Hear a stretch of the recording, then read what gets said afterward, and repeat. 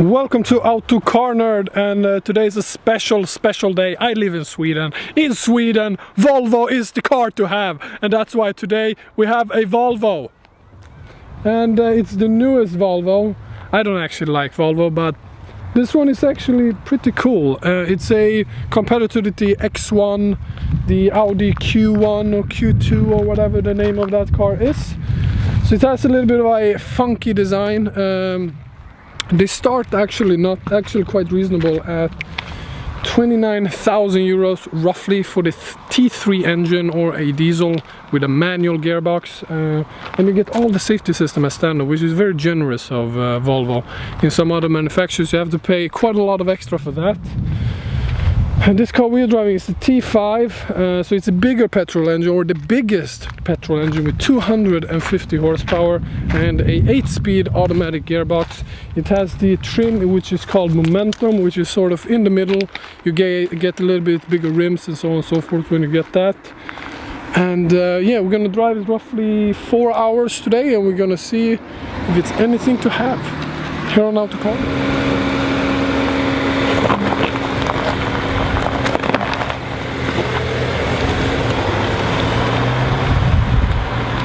So we have a 4-hour journey to get to know this car. Just first impression once you step in the car. Interior quality actually decent. This has the comfort seat. The car we're driving is the T5, which is top of the range petrol engine with 247 horsepower, 250 horsepower. And it has the comfort seat, it has the keyless go. And that's pretty much when it comes to option what it got. So 4-hour journey, and we will see if this car is any good. I'll try to accelerate now so you can hear the engine.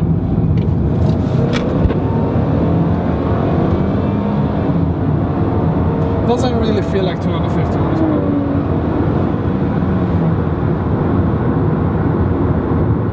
We're gonna do a 0 to 100 test. Come on, Volvo! Wee! There we go, 100. Actually, diesel, it does it actually in about 6 seconds. 6 seconds. 6 seconds. It's almost like a Porsche 911 turbo, almost.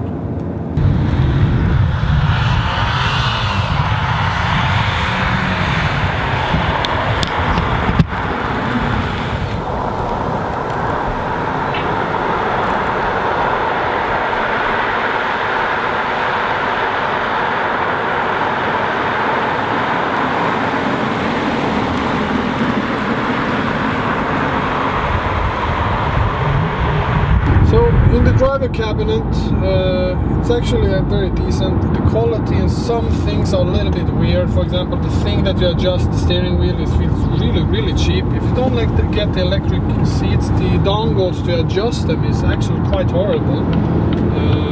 So I really don't know why manufacturers do that. I mean, spend a little bit money on that. But overall, the screen is just amazing, I think. Before, they do get quite a lot laggy after a time. But in this car right now it's actually okay. Navigation I think is also standard on this car. But the touch screen itself is actually very good. It feels basically like it's stuck an iPad to the dash. The steering wheel feels okay. It's a little bit thicker here. It doesn't have that sportiness of, for example, the German cars, or the design in my personal opinion. The gauges are fully electronic, which is standard in a lot of German competitors like the Audi. You have to pay extra for that, the Audi visual cockpit, but it actually comes standard in the Volvo, which is actually very nice. Interior overall, it's okay. It's not the best, but I like the design. It's actually quite a nice place to be. I like this little bit of a funkiness they have around here. These things are really beautiful and really high quality. I really like them. The only thing is they reflect light like crazy, so when it glows on them they do reflect a little bit. But Volvo's principle is safety. So safety are their thing. Like Bmw is the ultimate driving machine, Volvo is the ultimate safety machine. For example, you cannot drive the car without the seat belt. It won't go out of park. You can technically drive it without, but it looks like a dog scratching its ass. Not recommended. So they do have tons of safety things, and they are actually one of the safest cars pretty much you can buy. So, now the engines that are available, there are quite a lot of them. T3, like I said, is the standard engine. 29,000 euros basically you have to pay for that, and you get a manual 6-speed gearbox. Then I will actually pause the video and give you all the engine specifications and what you have to buy to get some of the engine specifications, but I will do it right now.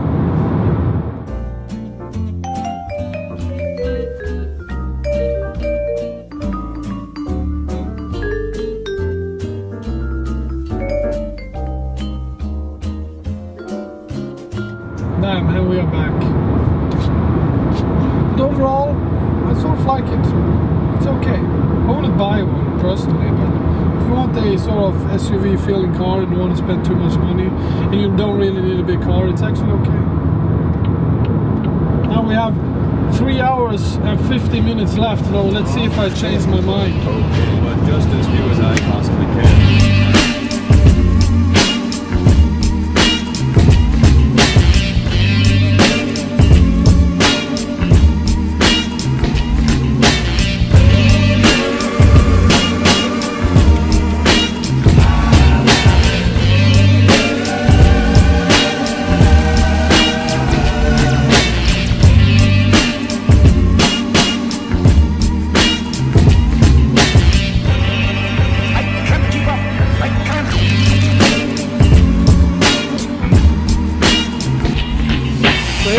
About 1.5 hours into the journey in the Volvo, and let's talk a little bit about the exterior styling. What I liked that the Volvo did was that they did not just copy the XC60 would make it just smaller. They make it a little bit more of a unique design, and I sort of like that. Some of the function actually, I think it looks okay. It's not maybe the best looking car. It's very boxy, typical Volvo, but it's actually, I don't know, decent. What I like I said, is the standard equipment you get is extremely generous on these cars. The only option this car has is the keyless go entry system, the 360 camera and the rear parking aid. Everything else on that car is actually standard. Even the adaptive cruise control I think is standard, which is actually very impressive.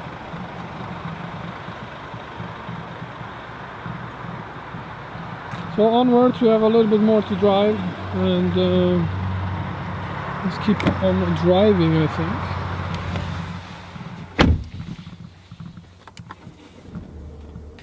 Starting it up. Some of the quality though in here is a little bit cheap. So I really don't understand why Volvo did that, but hey, any car is not that. Every car has its flaws, as they say.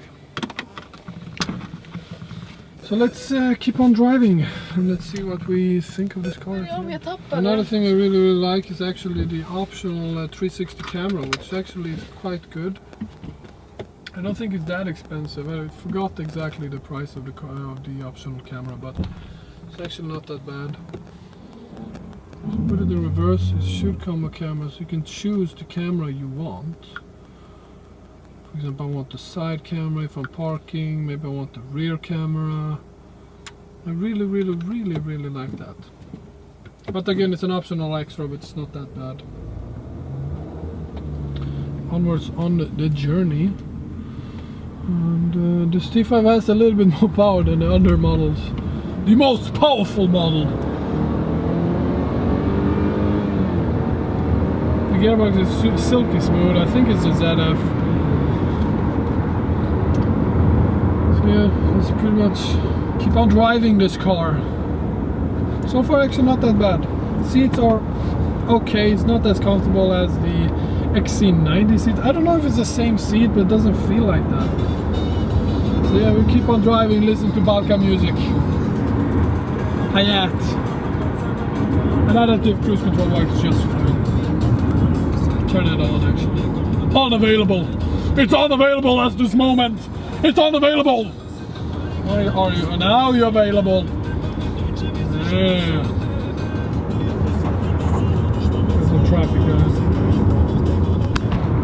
And Another thing I actually quite like is the wireless charging solution Volvo has. So if you have a phone with wireless charging, just put it on here, and it's also standard, which I really like. And then actually, if you open this one, you have actually a holder for your mobile phone. Now that's one thing I like about Volvos. They are really with the smartphone generation. Like, this thing feels ultra modern. The solution they have for the phones where you can put it, you have 2 USB slots, stuff like that I really like. It really means that somebody who is a nerd has designed this car. I mean, this is brilliant. Why do more manufacturers do this? You can buy $100,000 Mercedes, won't have this. See?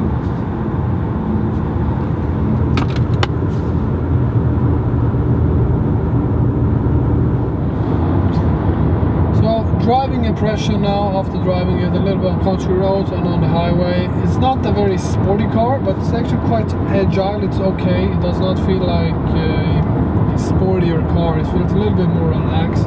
But you can still have a little bit of fun. You really still feel that there is some playfulness in the chassis, especially if you get this bigger engine. Then you have something happens when you push the accelerator forward, which I really enjoy. On the highway, it's actually a little bit more noisy than I thought it would be. I thought it would be a little bit more quieter, but it isn't. But if we ignore that, then it's actually decent.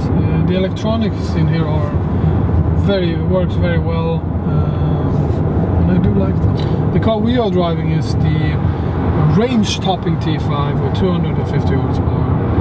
The engine is okay, it's not the best, but it's okay. It does deliver the power. You have to really rev it out to get anything out of it. But this car has a sit just with the T5 engine. If you a T5 engine all-wheel drive, it's basically 40, so you're paying 10 grand for get the engine and the automatic gearbox and the all-wheel drive system. So you're getting 40,000. It's actually, I mean, you're looking at, I mean, it's quite a lot of money actually, 40k just to start with. And then if you add the 360 camera, parking sensor, a little bit like that, keyless entry, the memory seat, you're easily up to 45, almost touching 50 if you really spec them up. I mean, for that money you really can get almost you're verging on the X3s, the Q5s with lesser equipment, but it's actually quite a pricey car. But standard equipment is good at least, so you get all the safety systems and stuff like that, which you don't get in equivalent German car.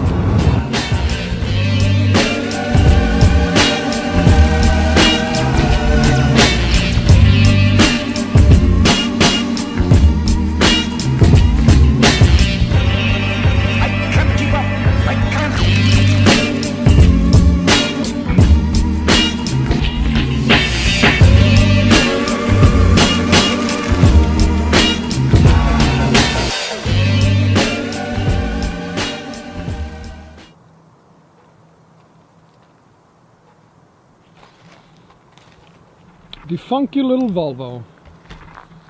I like this car somewhat. I like the design, it's a little bit unique. I like the driving characteristics, it's actually okay. And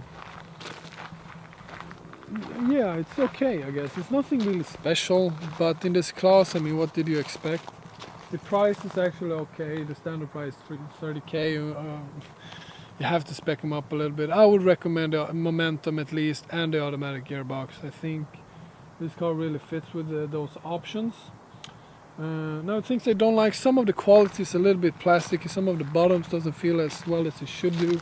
And I know Volvo has had quite a lot of problem with the quality control, but I don't know if they have improved it.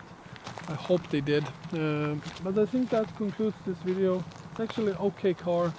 And yeah, I hope you liked this video. I also have a POV video on this car as well, as you can check out the link in the description, and also subscribe for more content here on Autocar Nerd.